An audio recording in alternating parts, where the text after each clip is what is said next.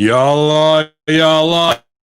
Infidels here back at youtube.com, Mr. OVW channel, Ben Hamin channel, Hamin Media Group channel, wherever you're getting us live. It's Wednesday morning and you got to chill, relax your mind, and let your conscience be free and get down to the sounds of Ben Hamin, Infidels, and Big Ray. We're back on the impact attack, ready to break it down because we're dodging bullets and all the heat because we're hard to kill, Infidels. Y'all. Yes, sir. We're back in action, man, and having a busy day already here at HMG. Great meetings with my production staff. Everybody just upping their game to the next level across the board. So happy to be working with a lot of legendary names to help develop this digital content in a time when we're all locked down. You're keeping it tuned to the sounds of HMG right here, Hacker Hamin on your iTunes dial, Hamin Media Group affiliate channel. And my man, the originator, back on the ones and twos, it's Big Ray, the DJ. How's it going, my man, this morning? Doing pretty good, man. Doing pretty good. Very excited. I have a meeting later on this week with Big Vito. So I'm excited about that. I was going to ask, a lot of people reach out to me on a personal level, guys. If you guys, have questions or if you have any ideas, throw them my way. You know what I'm saying? Throw them my way. Like, what do you want to hear, from Big Vito? Like, what do you want to know about him, his wife, his career in the WWE, his career in WCW, his career in ECW, like anything you guys are interested in listening to or watching on a video platform, whether it be Twitch, whether it be YouTube, whether it be Instagram, and also follow him on at Big Vito brand, I believe so, on Instagram, and check him out, guys. He's an interesting individual. We're going to go to another level with this programming. I think it's gonna be a lot of fun. Ben, I just woke up, and you know the gimmick, like when you just wake up and your nose is still stuffed and you can't talk. Yeah. If I sleep on my back, I swallow all kinds of fucking you big nasties. So I'm Hacker Hamin in the morning. I get it. Last night my voice was so blown out by the time I got to Papa Russo, or cancel his birthday anyway last night on Russo brand. ODB was on there, Big Willie Style, and Joe was on there, man. So yeah, it was a good time ribbing Grandpa Russo, 90 years old, man, and looks great. Doesn't look a day over 70, really, to be honest with you.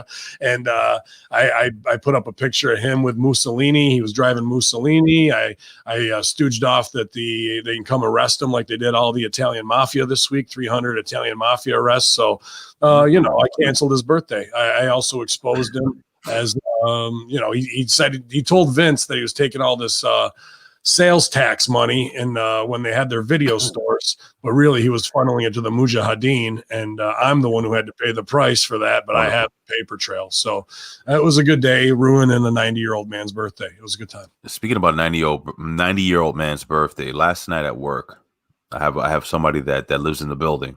He has no family. I mean, he has family. None of them live here. So this guy comes downstairs to the lobby, and when a 90-year-old man comes to you, shaking, sweating, and telling you he doesn't feel great, you get fucking scared. Yeah. So we're just chit chatting here, me and you.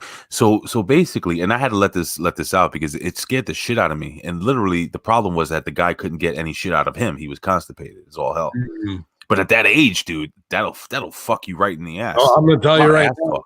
I went to my brother, the Prince, Hoopdale the Butcher, got me a gift certificate for the spa for massage. And dude, I hadn't slept last week about 5 days straight. I think I had about an hour and a half sleep each night. You can go back and watch on camera, like my deterioration.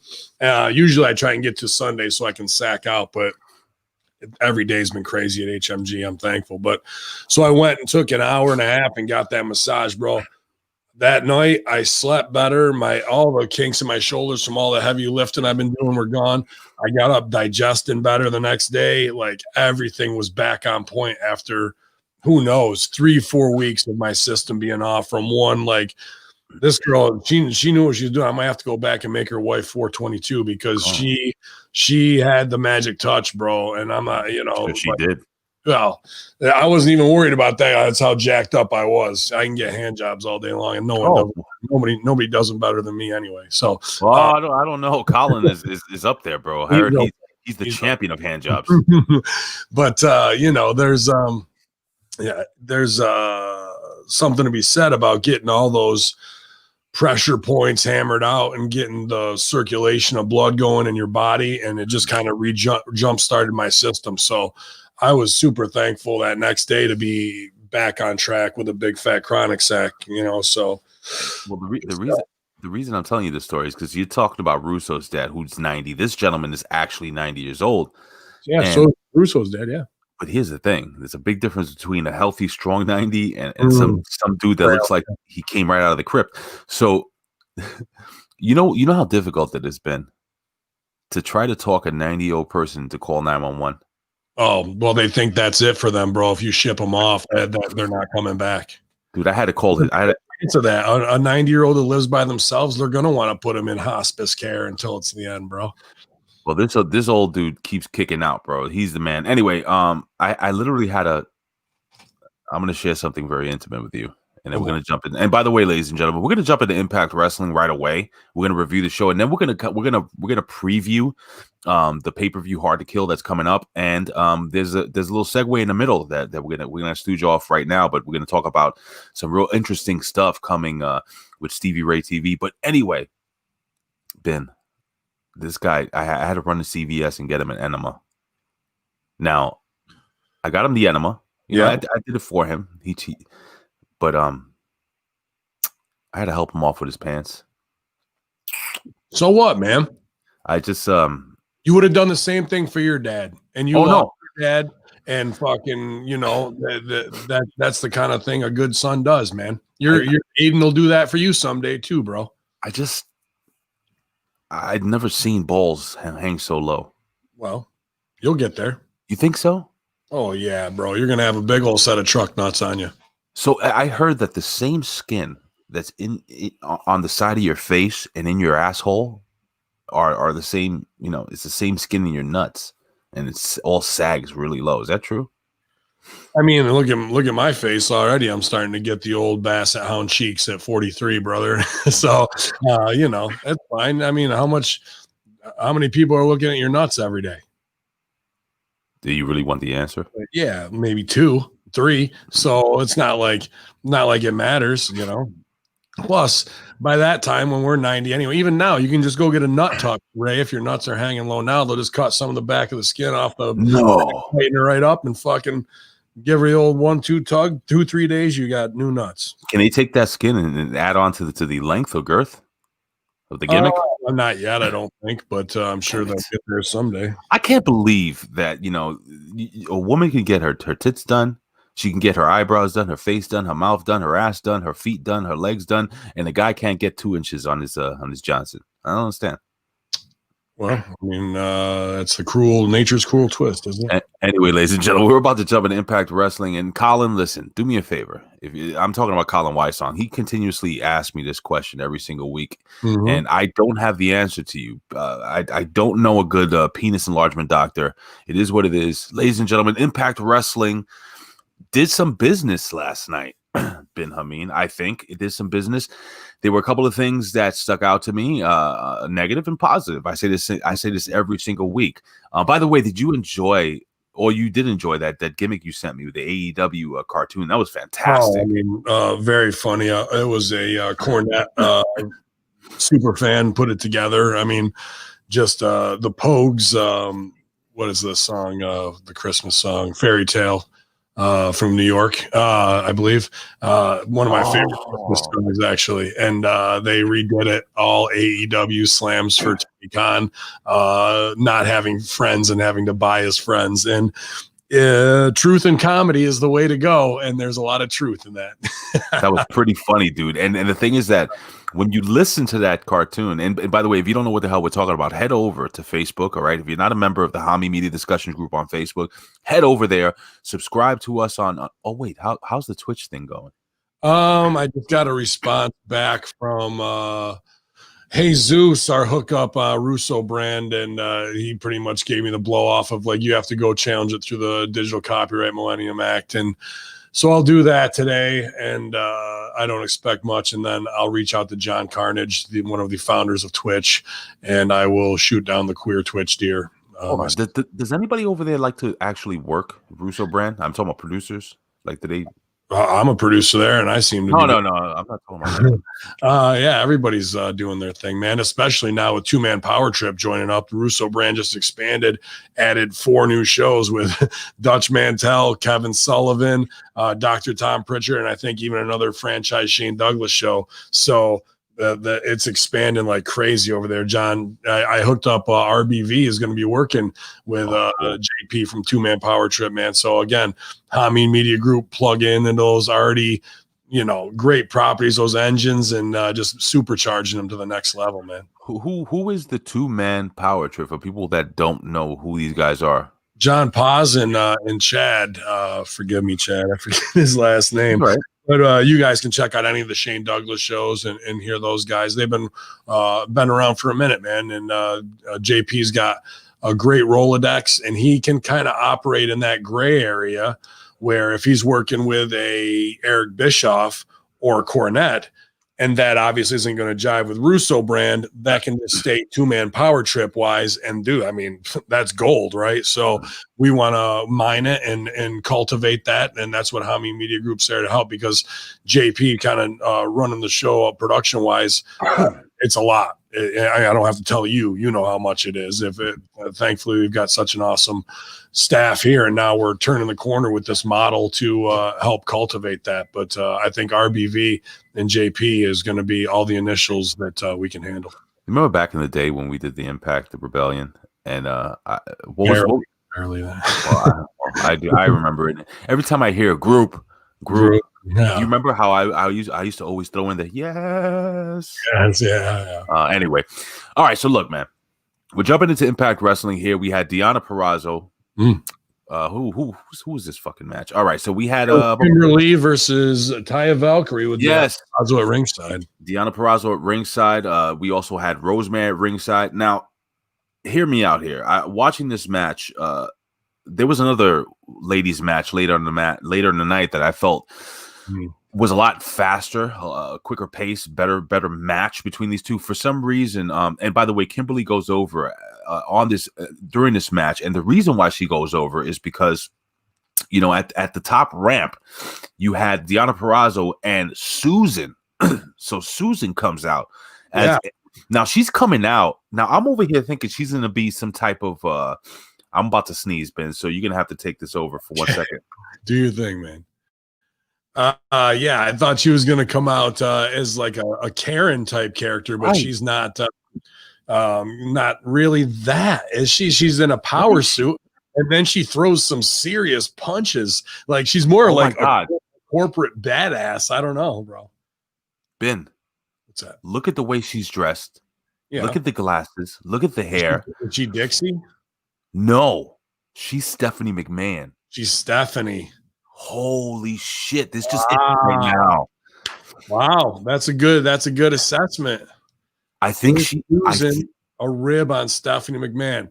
That makes me think: did Susan try and get a job there when Swan was there, and Stephanie put the kibosh, and this is a full payback, maybe all the way around, or something along those lines? It's been in there because I had an idea, that I shared with one person, and then and she's on a different trajectory, and I wanted to share it with another person, and I kind of pumped the brakes. I saw the Susan character, but this is different from where I was going. And I kind of like it if it's a Stephanie, fuck you, bro. That's pretty interesting.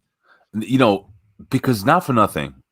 Now I'm starting to think now, all this shit. And by the way, the reason why La Huera Loca lost the match was because they had, I'm talking about Susan and Deonna Purrazzo had Rosemary hostage at the top of the stage. So she was distracted. That's why she lost? I guess so, man. Here's why she's lost. I don't even know if I stewed just to you. Where Loca's going to WWE, and you do good business on your way out. So even if it kind of mixes up the storyline, I really like this about Impact in the last year. Ethan Page, free agent, gets to do business on his way out. She's doing it right way. This is the way wrestling should be done when you're leaving a territory, in my opinion. I was talking more along the lines of storyline, but But here's the thing. Real. What I noticed about this match, we'll continue to talk about the Stephanie thing. I noticed that I felt like La Huera Loca was going a little slower than usual. The pace wasn't like she was very safe. If you could be safe in a wrestling ring, was I off there? No, and that also, and this isn't a slight on Kimberly. I guess on her work. But Kimberly is a indie, she's been around the indies for a long time, and a lot of her stuff isn't high. It echoes bad, like indie wrestling, shimmer and shine stuff that is for a select audience, as opposed to OVW, NXT level, Right. and I don't know who trained her, but I'm not trying to go in on them either. But there's things like that are very small things that any wrestler sees, is when a 3 clothesline comeback means you're pretty much rotten because you don't know how to mix other moves in, and that just became a rhythm thing. But even on the 3 clothesline comeback where Loca's about to lay him in, Kimberly is bumping before the clotheslines before the contact. Yep. Telegraphing it really, really like at an amateur level. And, they're doing what they can with the talent that they have over there. And if they want to put the money behind Kimberly to give, to pull time and give her a shine in the Deanna stuff going forward, I'm all for that. But you got to make sure that the work can support it. And whether it was Huera Loca slowing down because she doesn't want to get hurt before going to WWE, which is smart, she's still doing business on the way out. You know what I mean? So I hear you. There's always things, especially in my matches, there's plenty of shitty things that can be tightened up. But I think somebody should work with Kimberly because it's only going to take a couple of sessions and a couple of tweaks to get her confidence up. Because I wasn't trying to diss where she's been trained or who trained her, but like when you train at OVW, when you train at FCW NXT, you're being trained for TV. It's apparent that she is off the indies and came to TV and doesn't know how to work for TV as well. Yeah, I could see that. But also I said to myself, well, this, Taya Valkyrie is going to WWE, so I think she's gonna be working really safe, because there was a spot that she usually does. There's a spot that she usually does a dive through the rope, and does a suicida, and she didn't do that this week. She threatened the violence, but she didn't complete the violence. They did a spot on the side of the ring. But anyway, I want to go back really quickly to James Mitchell. I do got to put this over, even though it's going to get heat. And guys get hate for this, but I'll put the heat on Frank. Kimberly's body look worse than Kevin Owens. I wouldn't go that far, but that thing, dude, she's been there for a minute now, and you're on TV, and she does need to get in better shape. Like I do too. So heat on me, but we're all trying together.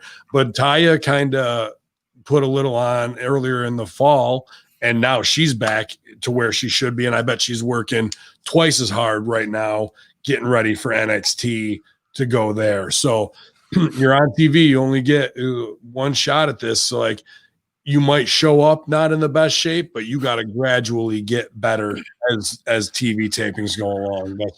That's just the eyes of the business. And she's been around this stuff long enough that she knows that. Listen, I think Kimberly, her character would work better. Okay, number one, I think her standing next to Deonna Purrazzo brings her down a little bit. Hear me out here. Now, with Joe Doring's getting better. That's a great chef and Angle says the same thing, and that's not to like tear somebody down, but Joe Doring was looking soft in his first few set of TV tapings, and now he's looking how he should. Let me get my thought out though before I forget, because I have CT like you. So Kimberly's character, in my humble opinion, would go better with, let's say, her being that trailer park hottie. You know what I'm saying? Would she be with Deanna then? No. That's what I'm saying. She shouldn't be with Deanna. She should be with like a character like the Deaners. You know what I'm saying? Be the third wheel to the Deaners. Be a manager. I don't that. Have things where she's at the trailer park, cooking out and stuff like that. That was kind of Man Beast's wife before she became OVW champion. Brittany was doing that same thing with the mobile homers. Right. That's something that could work with what her look is. Whether she gains weight, loses weight, gets in better shape, she doesn't have to be a great worker. She could just work on character, be character the whole time. Now, I think that's a good idea. And the thing now with her being with Deanna, that kind of Tinkerbell gear that she wears, you know what I doesn't mean? work, dude. Like you gotta, and I understand Impact is probably not paying her next to dick to then go put in $1,000 in new gear, but we work to get these opportunities and these points. You got to find a way to make it happen. And if Deanna is the lead character and Deanna is Jackie O, and she's like this 1950s, 60s beauty, you know what I mean? And the virtuosa, then what are you to that person? What are, if you're the kick around, you gotta be on the same side of the fence and you gotta echo what that story is right now. Listen, dude, I'd put her immediately or over, in about a month's time after the Deaners finished their feud. I would put her with the big Deaner, with what is it, Jake, cousin Jake. Put her with cousin Jake, have him living in the trailer park. Maybe they fall in love. Very simple. Her gear is easy. Cut off. Exactly. Cut off denim shorts. Cut off denim shorts and a tied off t-shirt. Boom, done. With her gut hanging out. That works perfect for her character. Anyway, I wanted to go back to James Mitchell. James, you could do it in story too.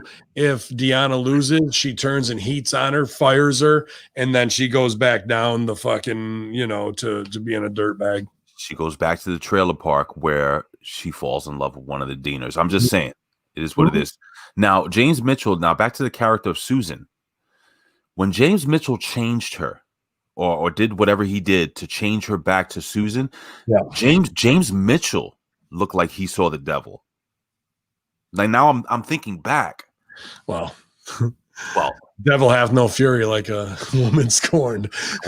like that chick that turned in her ex-husband, or Carl Anderson's wife. Even if that was true, I still think that was.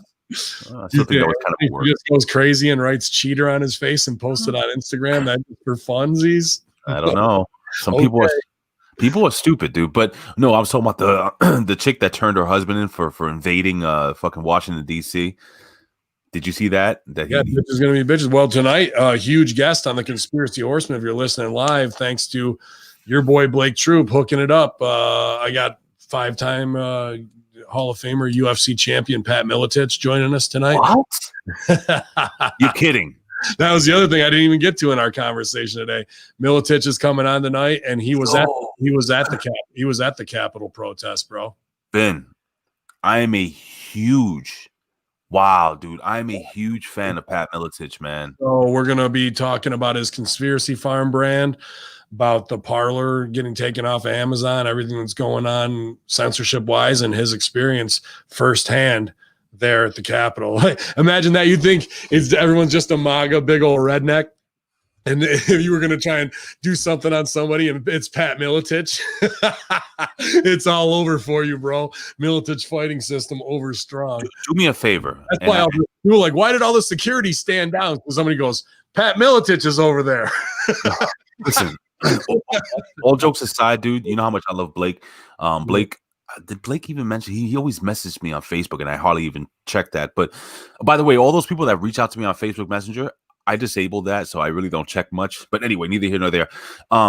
Dude, please, when you speak to Pat or Mr. Miletich, please express him. If you remember, because I know you have a lot of people, let him know how much of a big fan I am of what he's done in this business, man. Everything, dude. I mean, forget about his own UFC career. Matt Hughes,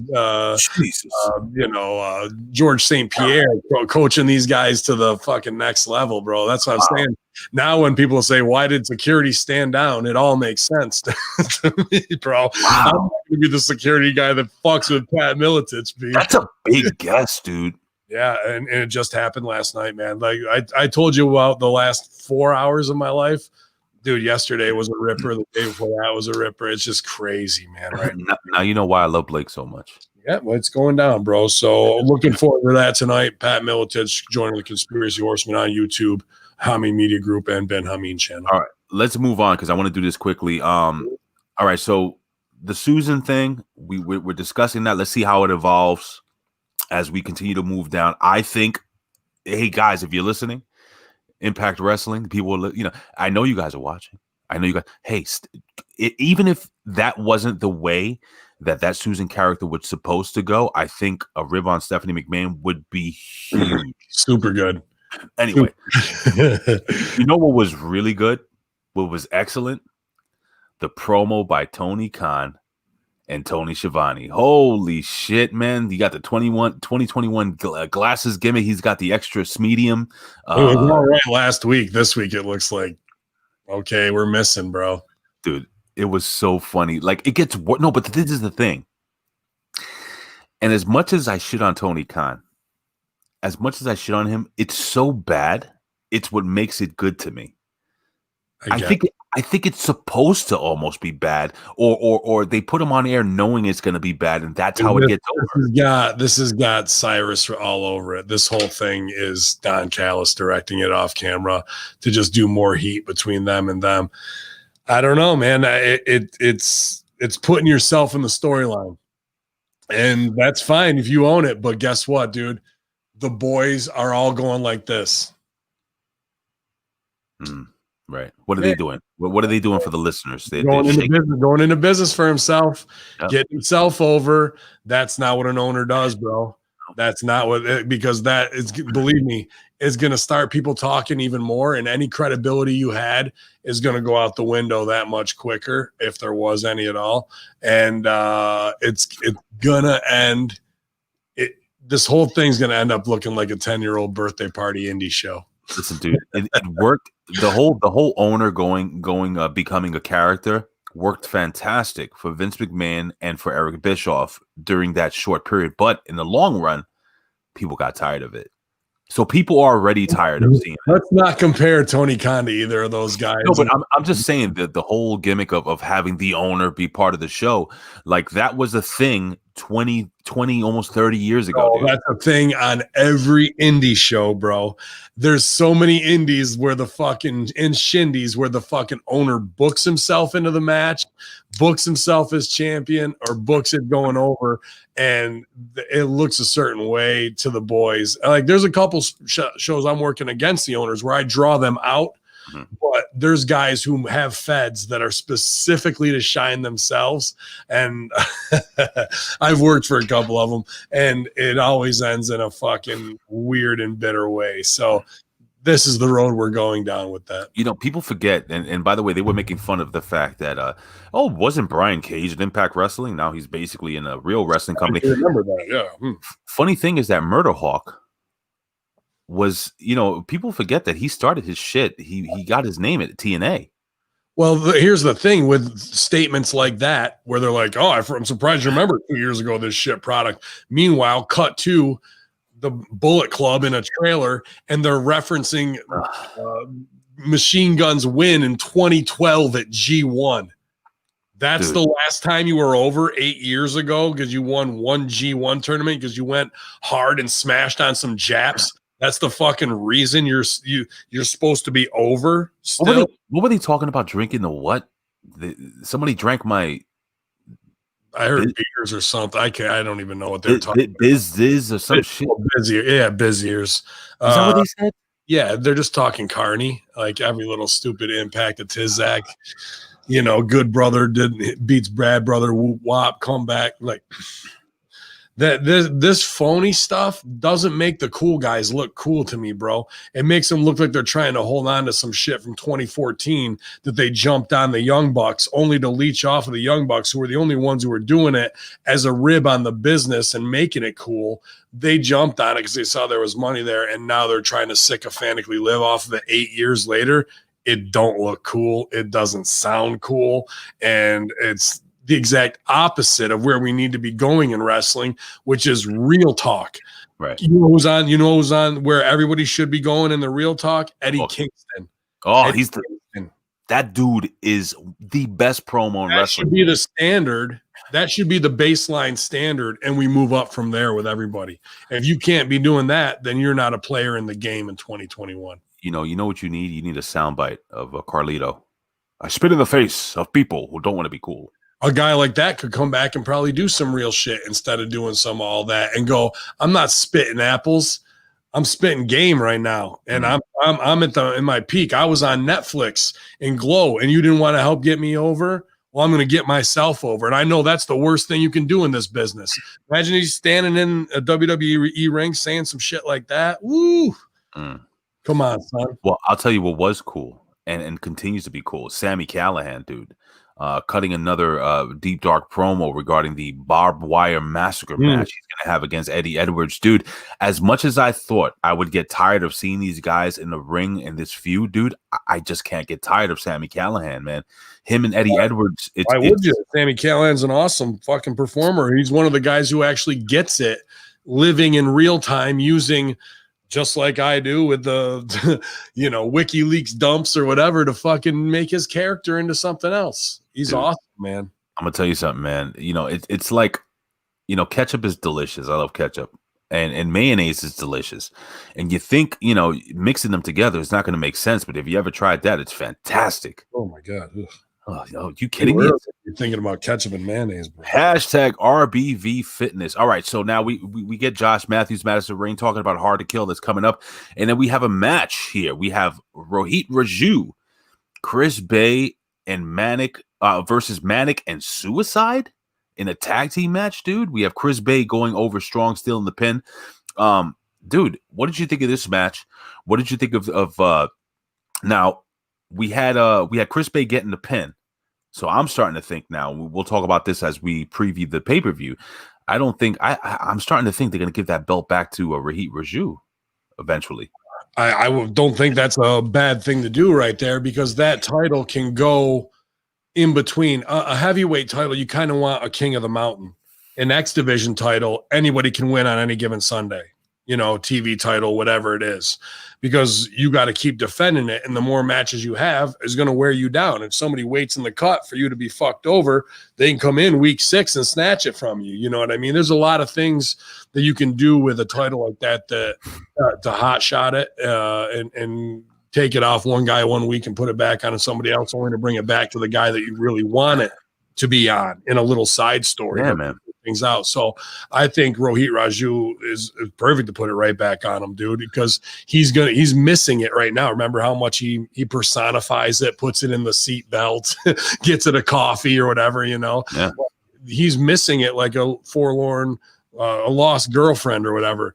What's the reaction when he gets it back? He's going to go even crazier with that stuff. Yep. I think it'll be fun. I think it'll be fine. Oh my God. The girlfriend tries to get in the front seat and he's like, no. And you got to sit in the back. You got to sit in the back. The belt sitting in the back. Good stuff, right? Like it's all those things, bro. Like that give him the opportunity to do social media character, because he's one of the few guys who actually gives a shit about staying over and uses social media to enhance his storylines and his characters. He's a very intelligent man. He orders 2 lattes, and then she thinks he's ordering for her. Yeah, he puts it next to the belt anyway. Yeah, dude. But I also now my mind is still moving. Now, Rohit Raju would be fantastic to put the belt on, but I noticed that they put Ace Austin in the opening credits. The vignette of the opening credits of Impact Wrestling now. So now maybe I'm changing my mind. Maybe Ace Austin. Yeah, they put him in the opening credits of the show of Impact Wrestling. So usually when they do that, that's kind of all right, this is a guy that would, man. It's just about, how much money they got to spend at the end of the day, and what Ace Austin has to, he's like, am I over enough to go to NXT and be forgotten, or should I stay at Impact and get myself over for less money, security, and a spot where I can shine? I know a lot of people who sign with WWE and AEW who are fucking miserable as like within the first month of being there, bro. And that I don't understand, I guess, because I haven't been there, but that boggles my mind. By the way, I like Chris Bay's finisher, the Art of Finesse. I think it's a move that he could hit anywhere on anybody, and it works. Agreed. Very believable. Chris Bay is really growing on me, man.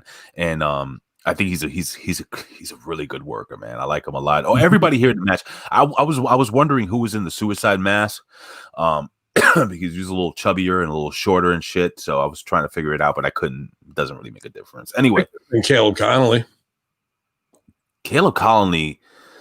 we're going to talk about that soon because that guy is the biggest waste of talent they have on that roster right He now. might be injured though, but that's all I could think of to be the other suicide. Or they might have just got another indie worker. Backstage, Ben Hamin, we have basically Taya Valkyrie wants to be in Rosemary's corner because she has a match later tonight when she faces Tennille Dashwood. We're just talking about that, but Rosemary prefers that Valkyrie stays backstage because she says that look, and I don't think she was talking about we have a plan. So we'll talk about that as we move on. Well, this is the rebirth of the Hive. I hope. I actually. But like, this is what's good about this. Even though this is kind of what would be a throwaway scene, it's good that they took the time to do this because it sets up that, but also splits Taya and Rosemary off without it being a big heel heat thing. You know what I mean? Where I'm going this way and you're going that way. Here's the thing. Oh, Ace Austin could have been suicide last night. That's what Timbo Slice is saying. Possibly. That is possible because I think Ace Austin has longer hair, and I saw some hair coming out the back of his mask. That's a good call on that one. Rosemary, I'm on her Instagram a lot. I think she does great business on Instagram. Does she?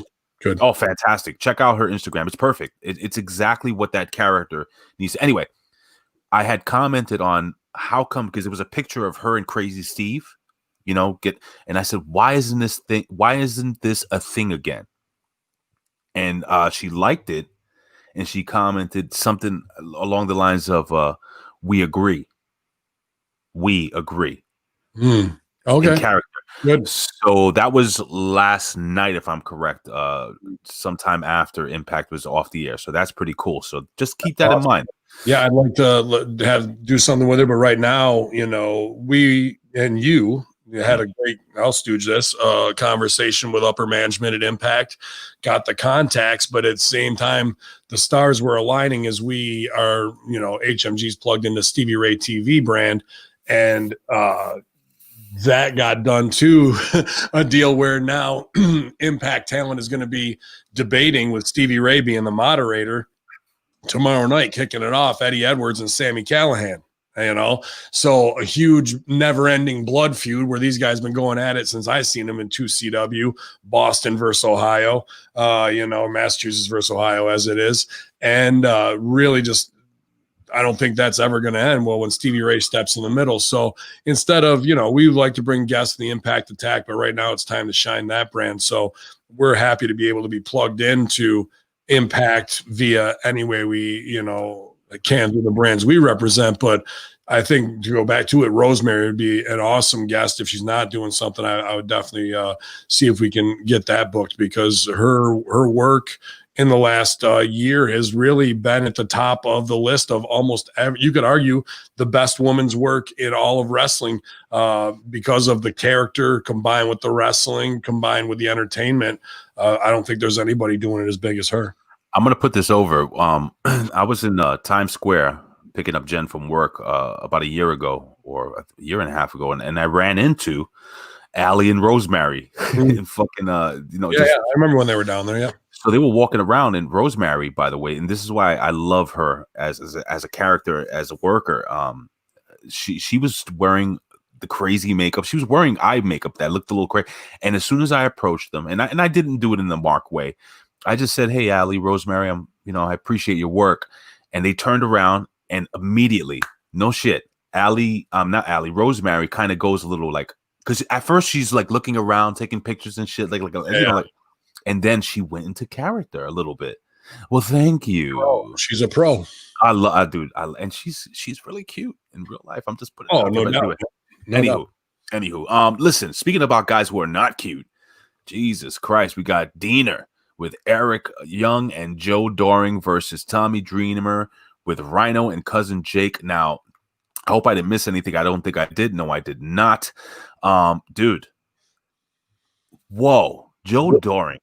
Oh, looks like a 7-foot tall Magnum TA right now. Looks great. And that's the guy who knows he's got his opportunity now.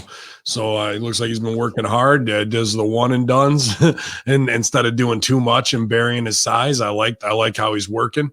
And Cody Diener with a look like this, like just coming out and getting over the way he looks with a bald head and this obsessed, whatever it is, against these ECW guys. Great. I loved in this match when the heels hooked the baby face's foot and Dreamer takes the bump and then heels go off and Rhino hooks the foot. It kind of buries, I don't want to call them insanity. I don't know what they're calling themselves yet. Insanity too. Stop the insanity, whatever it is. But as monster heels, but I did pop for that. That like, you want to fucking cheat? We're old ECW motherfuckers. We'll cheat all fucking day long. We'll see who can out cheat the other one. But that kind of makes it cute and buries the seriousness of them a little bit. But I did like that spot. I'm not gonna lie. Well, I love the spot where finally Jake Deaner couldn't take shit anymore. Cody Deaner was just smacking him outside the ring, and Cody Deaner said, "Fuck this." I mean, Jake Deaner said, "Fuck this." He fucking Cody tries to get back in the ring. He swept him. Oh my god, took a big bump right on that apron, man. Big bump on that apron. Cody Deaner did, and Cody Deaner. I know you said that he looks a little he's slimmed down, but I think he looks great, man. Oh, dude, he's in the best shape he's ever been in, bro. Fantastic, dude. Again, Cody Deaner does go over here by DQ, and we had some post match shenanigans, I guess you would call them. But again, the heels go over strong here, and again, Cody Deaner just is staring at his Messiah, and just watching his Messiah as what's his name, Eric Young is walking around the ring. Dude, this is really good shit, and I can't wait for this match at the pay-per-view moving forward. It's very Manson family. It's good. I'm loving it. By the way, going really quickly, and this is what I forgot to say with Rosemary. There is a lot of, I know we're bouncing back and forth, but there's always been, in my humble opinion, a lot of creepy sexual tension between she and Crazy Steve. And I'm wondering, because she did. I don't know if I felt that. Did I miss that? I'm talking about over the years. Yeah, but even then, I didn't really feel that. I felt like he was kind of like not a mascot, but like a own little demon. And her sexuality is in her power, but I didn't see her trying to seduce him. No. It's not even a thing of seduction. Like if you've watched them over the years, they get close. Their faces get really close. They bump. They rub heads together. She touches his face. Yeah. So that they can do something with this, make them a power couple, or maybe their next journey is to find a third member of this faction. Now, before they had Abyss, what if they need a big guy? So now, speaking about the Deaners, now we were talking about some Kimberly possibilities. What about taking a guy like the Jake and turning them into something big? And they do need a big guy. You're not wrong. They got the girl, they got the low creeper, but you need a big man, and that's the same kind of thing that's on with Insanity right now too. So no, I don't think you're not wrong with there. I don't know if I like Cousin Jake as a mythic character. I would have to see some options, not that he can't make it work, and he's got the body size to fit what we need, and you could transition him there through seduction of Rosemary. Sure. Absolutely, you could tell that story. I don't think that's wrong to do. It's just where is he going to go, and maybe that's what he needs, because right now he was Cody Deaner's partner, and he's kind of out in the wind as his own thing. So a repackaging right here isn't a bad idea whatsoever, and I think Ray, he could fit in there. I just have to see some options of what he's going to be. I just would love to hear from you guys out there, man. Hit us up on Facebook. Who do you think would be a great member? Madman Fulton wouldn't be bad either there. Ooh, the new Hive. Madman Fulton would be perfect, actually. He would be absolutely perfect. Yeah, but he's already kind of made in that way a little bit. So you could plug him in, but he is and he isn't. You'd have to do some seance and shit like that with him. But the look is there. But the whole transition of Jake would be interesting too. Yeah. Anyway, hey, Scott D'Amore's backstage. Sorry, Larry D. Larry D could be his inner persona. Have a new, all the pheromone spray that she had. It altered Larry D. Larry D. Well, he became Lawrence D before. So what if that spray is sprayed on Jake and he becomes something else? That's a good idea, dude. Or Larry D. Why can't Larry Wow, D? breaking news: Josh Matthews and Madison Rain no longer with Impact Wrestling from Scott Woodford with the big sticker cheer as well. Is this gimmick? No. All right. Can you see to confirm I'm that? I'm gonna go here on Twitter. All right. So while he's doing that, thank you, Scott. Wow, huge news breaking. If this is legit, which I'm believing it is right now, and Ben's gonna do some research really quickly. Not on Josh Matthews' fucking thing. Where are you getting this from? This news, Scott Woodford. Yeah, if you can just post here where you getting this news, man. Do your research, but I'm gonna jump into the Scott D'Amore as Scott D'Amore's back. Go ahead. What this unless he's this is weird because the top story of pro wrestling. New Impact announced team revealed Josh Matthews promoted. Impact Wrestling be welcoming a new team at the Hard to Kill. Matt Stryker will replace Josh Matthews as play-by-play, while D'Lo will replace Madison Rain on color. Matthews has signed a new multi-year contract with Impact and is being promoted to senior producer for weekly TV and pay-per-views. Meanwhile, Rain will announce her next steps on Saturday, so it doesn't look like Josh is gone, but that Josh has been promoted. So he says, my play-by-play career spanned nearly 20 years from WrestleMania to Bound for Glory to incredible moments from Impact Wrestling on Access TV. Matthews said, producing will allow me to have a bigger role in the overall production of our weekly show, pay-per-views, and Impact specials. This transition has been a great process. Matt and D'Lo are bringing a fresh energy and are ready to go. It was a special year in 2020, and both Madison Rain and I will always be grateful for the opportunities. Looking forward to these exciting changes. Impact has confirmed that Stryker and Brown will be at ringside to call all the action at Hard to Kill, including the 6-man main event featuring Omega and the Good Brothers versus Rich Swann and the Motor City Machine Guns. Josh has put his time in. There's no doubt about that. I don't know if that you might have got that a little bit off there, bro. I don't think they're gone. Maybe Madison Rain's going on to do some stuff. I thought Josh Matthews improved his game a lot. I was thinking the same thing. But this guy's been through everything, dude. You go back to fucking Tough Enough. That's how long this guy's been in the biz, bro. The first Tough Enough. Yeah, the first. So if you're a small guy and you can survive in this shit for that long, and he was my boss when I was in Impact, working remotely, dude, and he was always cool to me.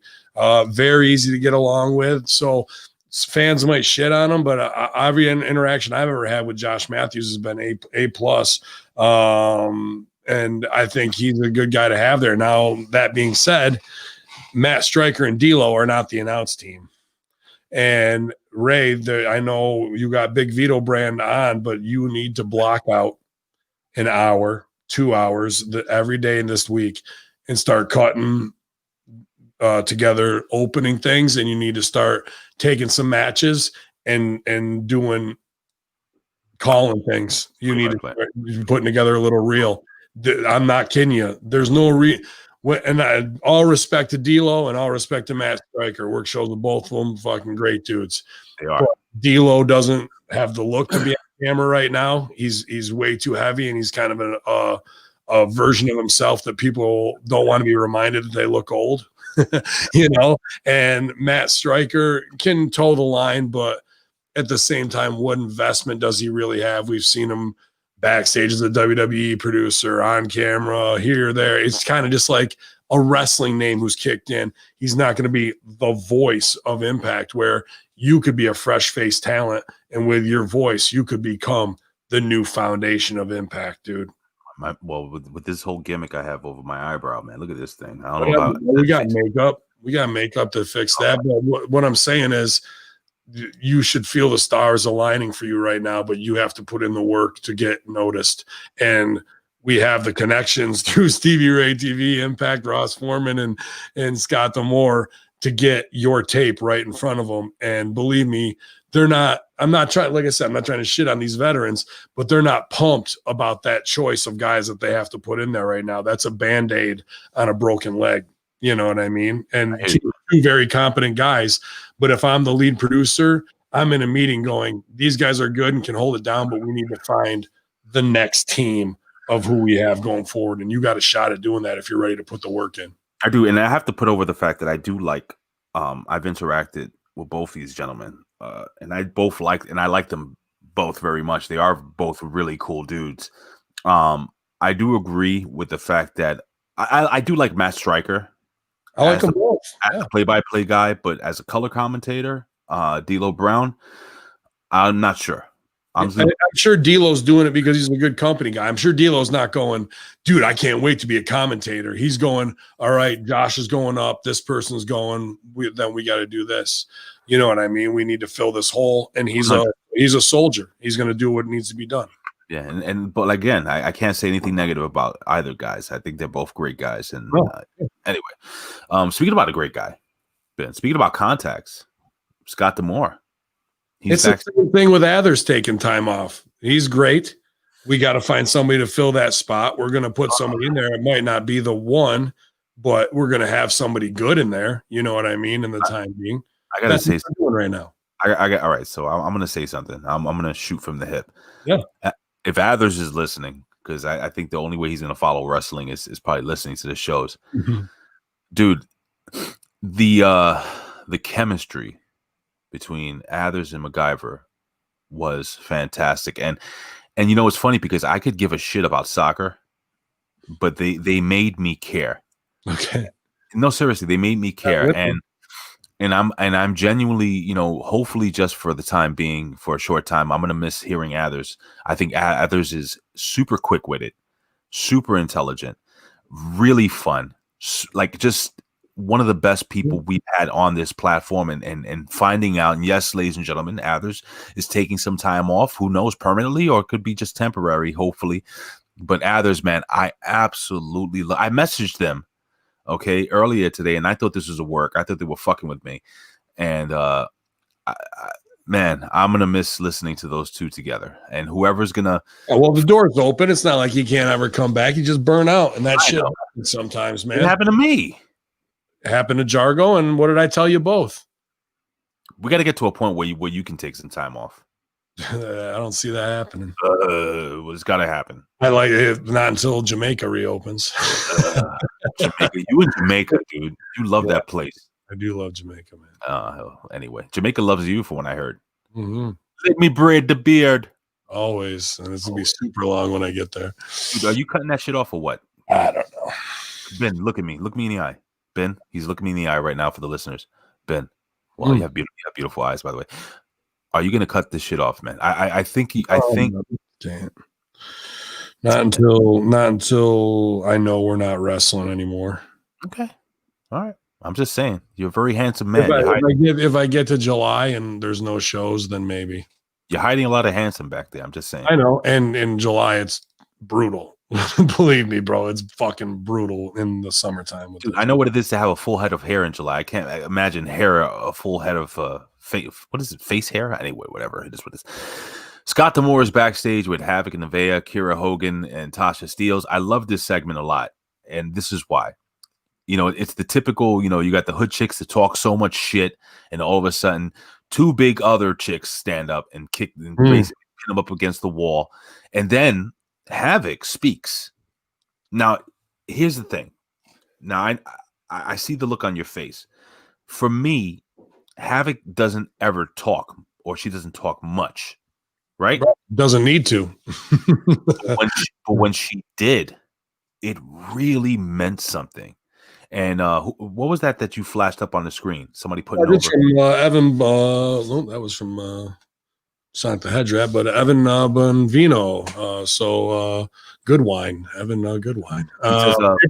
Favorite two podcasters. Hamin Media. Been listening since the beginning. Appreciate that, Briz. Not a name I see too many on here. Maybe he's under some other names when we were on Twitch. But thank you for that. I thought he was putting over Athers and MacGyver because there ain't no way I'm anyone's favorite. By the way.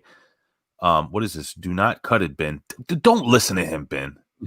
Anyway, did you like this segment? Oh, yeah. Well, what I really liked in this, as I stopped myself and go, wow, look at Impact booking women better than AEW and WWE do in a 3-hour and 2-hour show. We open with Taya doing business. We do a small scene with Taya and Rosemary that didn't even need to be, but wraps up some details as they split off. And, just the small things are great when they can do that.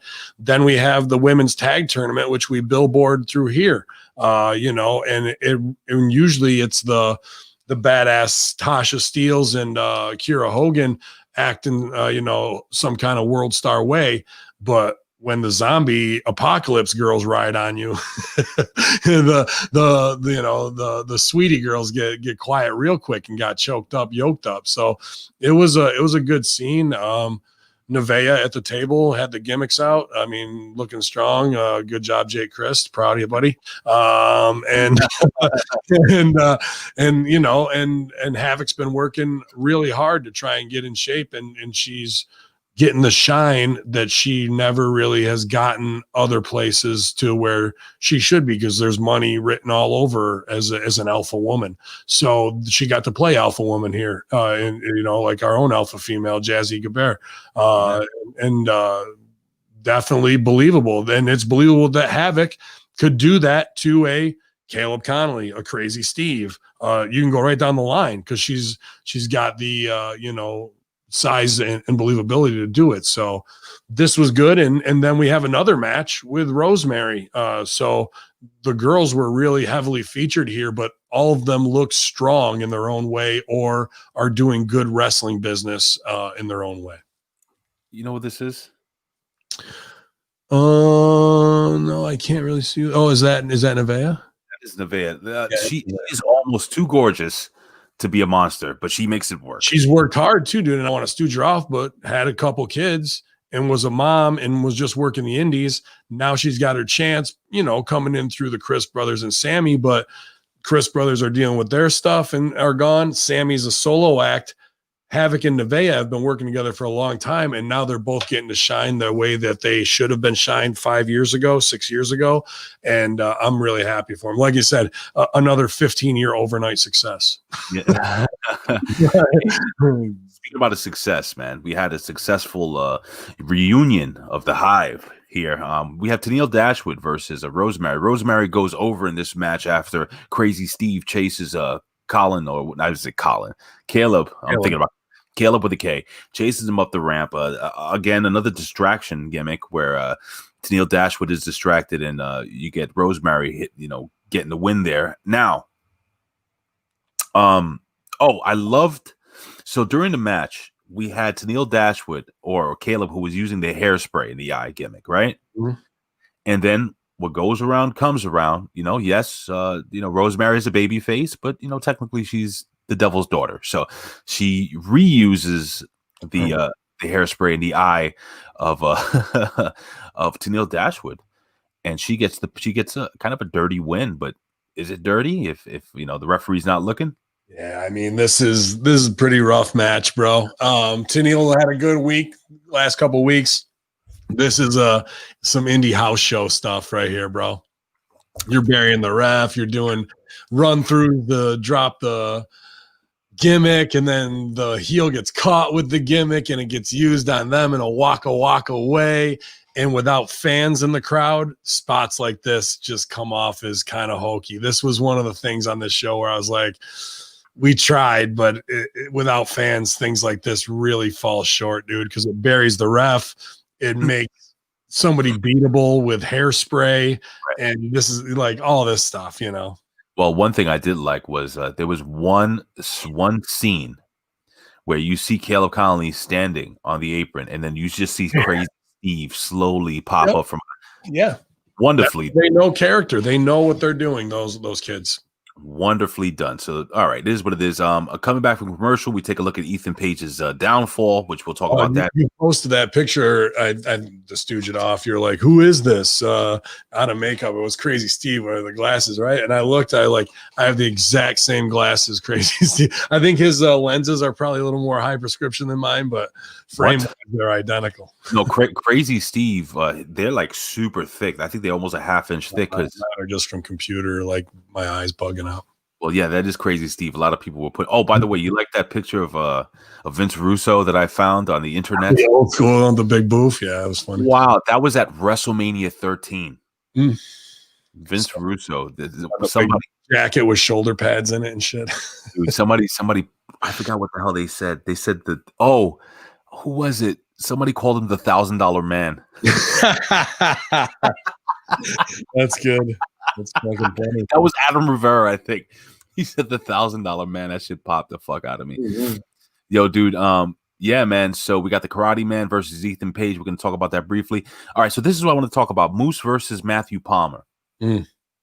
Let me tell you something. This is why I said where we were talking about Josh Matthews. I thought Josh Matthews really called the shit out of this match. Josh was systematically breaking down for the people who were watching this how Moose was systematically breaking down this young wrestler who Matthew Palmer gave it his all, but obviously Moose being the giant monster of an athlete was obviously able to take him out. What did you think of this match, man? And what did you think of Josh Matthews, the way he called this match? I like the way Josh has been doing his work. There's no doubt. And that's probably why he's getting those opportunities to be a senior producer, to be honest with you. Because he hasn't been in the ring a ton, and he does every other job that there is to make sure through how many regimes. Josh Matthews there through Jeff Jarrett, Dixie, fucking Billy Corgan, and now Anthem. So if there's one guy who knows it all, it's him, and that's who you want there. But I was happy for this kid getting his shot. He did work the camera pretty well, like to get himself over. He's good. He's good. Yeah, he got too much in on Moose. He shouldn't be hitting Moose with 2 flying knees.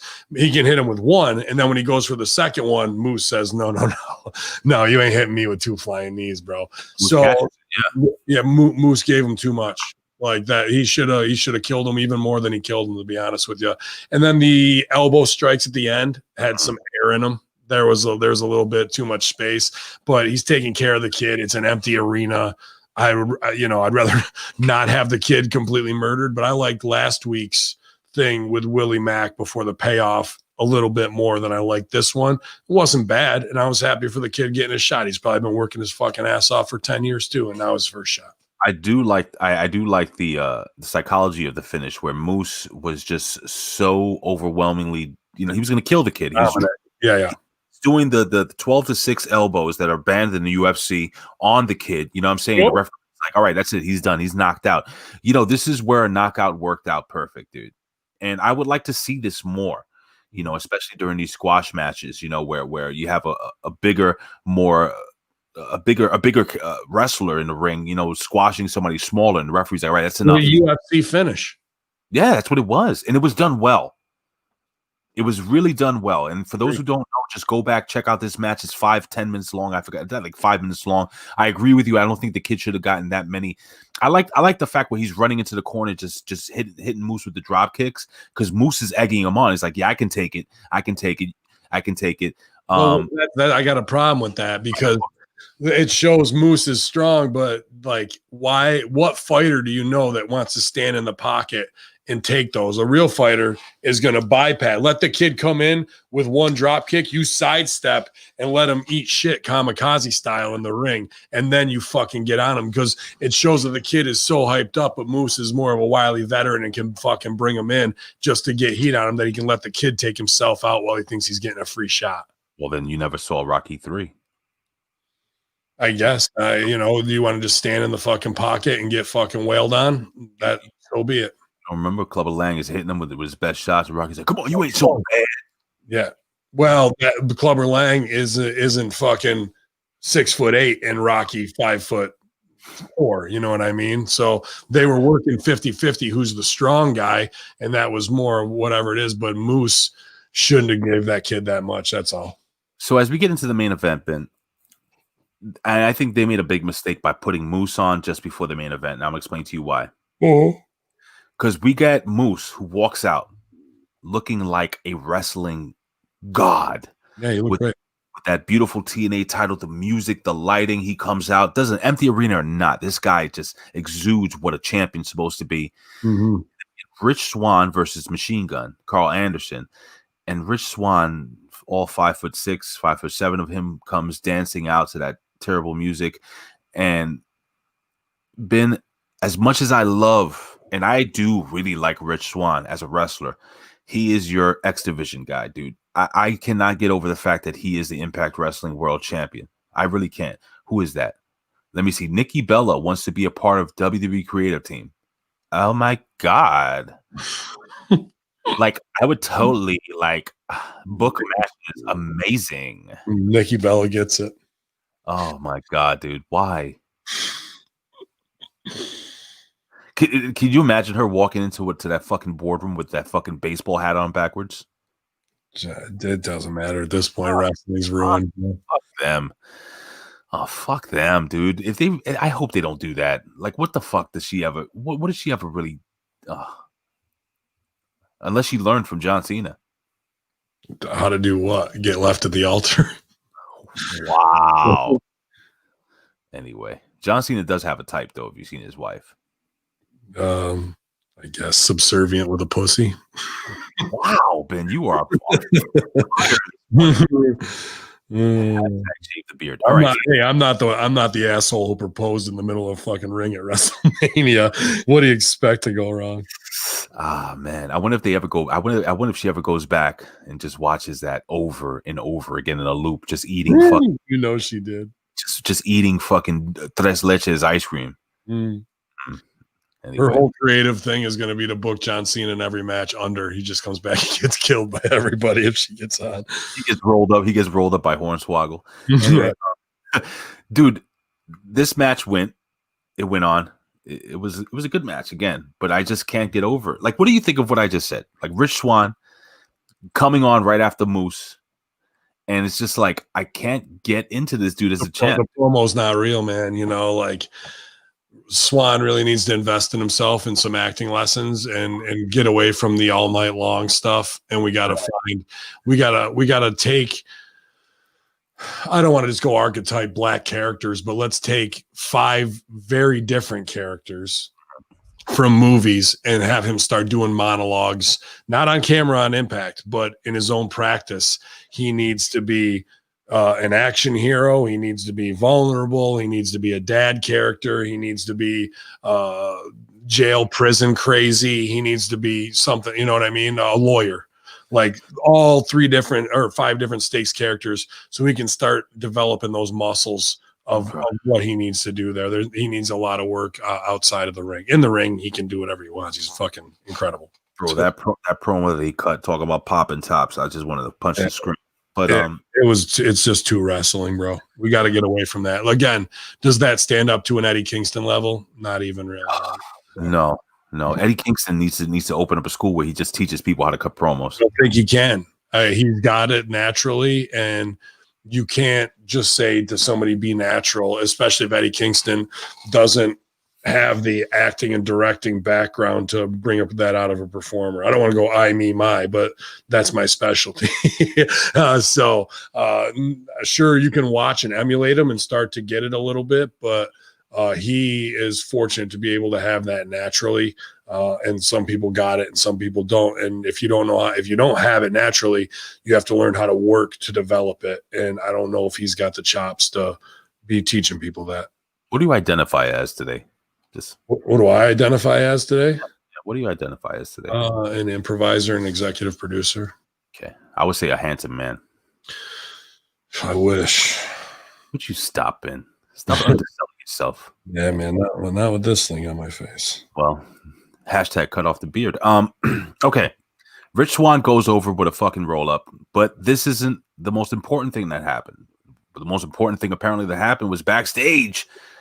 A huge fight breaks out between the Good Brothers, Rich Swann, the Motor City Machine Guns. I mean, they were just Kenny Omega was there. I mean, everybody was there. Fucking Don Callis was not there, but I'm sure he was watching. Dude, man, we go off the air old fashioned, the old school way, where they're just beating the shit out of each other. Nobody's up, nobody's down. They go off the air, and I guess we're gonna hear what happens, what happened backstage at Hard to Kill. Did you like the way the show went off the air, Ben? Yeah, I mean, it ends in action, you know.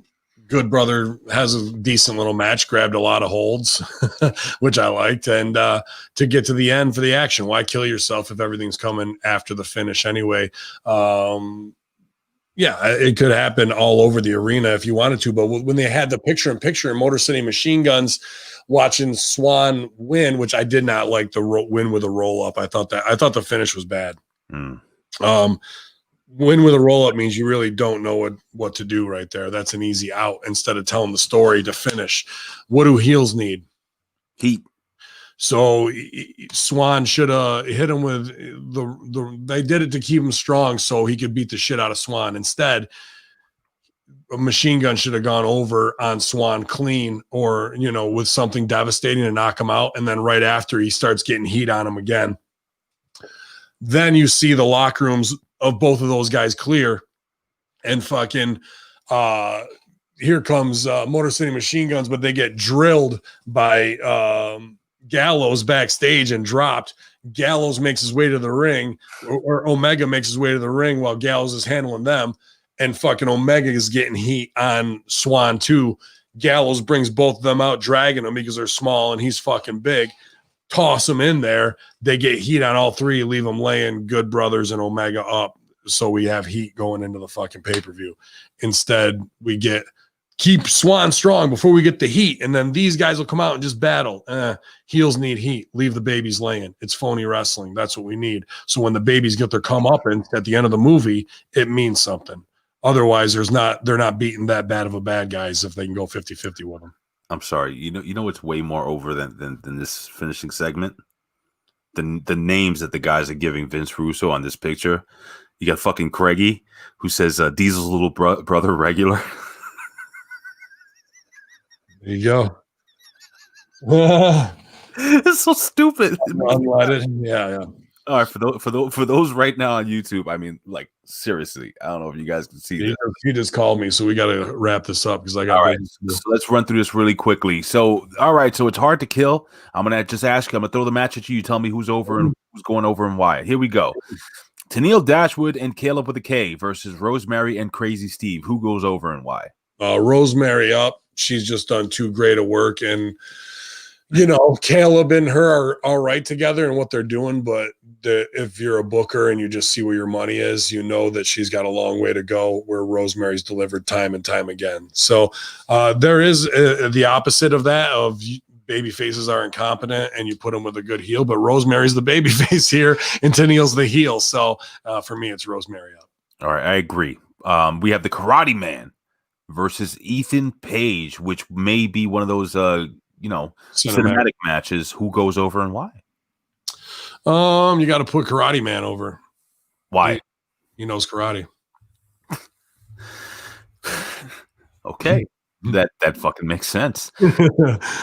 Even though I think Ethan Page will beat him, and I think Ethan Page is. I don't think you can ever beat Karate Man, to be honest with you, because he's the inner ego of Ethan Page. So he's the whole thing is him battling with himself. Can he overcome his own demons? And even if he defeats them, just like Bruce Lee and his son, the demon will come back to communicate. You went to a whole different fucking level there. Okay. All right. Karate Man over strong, even though he's dressed like a Muay Thai fighter.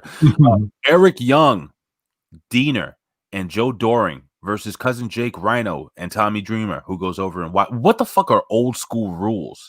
So maybe no over the top rope is what I was thinking, but I think it's going to be more hardcore rules, to be honest with you. But old school rules for he said, because Dreamer goes old school rules, so you'll see the Dusty punch. You're going to see a lot of like old school. You'll see the Tennessee two-step, probably a couple fucking really good things. You may even see, and to be honest with you, if you're really going to do it, you got to do a Dusty finish. Okay. All right. I don't disagree with you. All right. So let's move on. We have the Women's Championship, the Knockouts Championship. Deonna Purrazzo defending her title versus Taya Valkyrie, and she's on the way out to WWE. So I think this is pretty easy to predict. Who do you think goes over and why? Yeah, Taya does business on her way out for Deonna. That's just the way to do it. Good stuff. All right. So now we have triple threat match. We're almost done here. 3 more matches. Triple threat match for the X Division Championship. We have the champion Manic versus Chris Bay and Rohit Raju. Who goes over and why? I think Manic's going over in the Russo swerve here. Yeah. I think that Rohit doesn't need it back just yet, but it wouldn't be bad if he does win. But I think you've built this TJP feud long enough. It's got to be Manic in here. I agree. I think Manic goes over. I think he goes into a program with the heel Ace Austin. I think Chris A and Rohit Raju go into a feud of their own because they get in each other's way during this match. And I think Chris A comes out being a babyface here. Okay.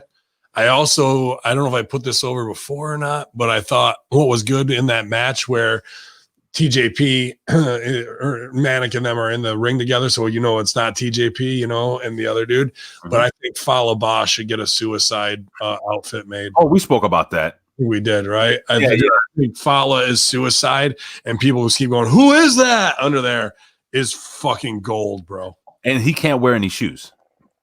No, it doesn't need to, I guess. You know what I'm saying? He could have the whole suicide gimmick with no shoes. No shoes, and no one knows who it is. Just have his stomach sticking out just a little bit at the end. I don't even think so. I think you should get a whole thing that's just like, you don't have to make the fat guy joke or anything. Like the no shoes is fine, but everyone just needs to sell that they don't know who it is. That with suicide.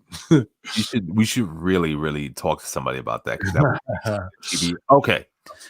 In the semi-main event, we have Kenny Omega, the Good Brothers, versus with Don Callis in their corner, obviously, versus Rich Swann and the Motor City Machine Guns. Now, look. And if you wanted to, you could break Fallah out of suicide and put Larry D in there, or bring back Dick Justice and have him be fat suicide too. Sure. Why not? Dick Justice would be great. So in this 6-man tag team match where nothing's really at stake, I guess, what do you think? I'm not going to say who goes over because I think it's obvious that Kenny Omega and the Good Brothers go over. This is my opinion. Or maybe not. Maybe Rich Swann goes over, which sets up the match for Kenny Omega and Rich Swann moving forward. At AEW. At AEW. Okay, that makes more sense. So Rich Swann and the Machine Guns, I think, go over. And that's going to be the business.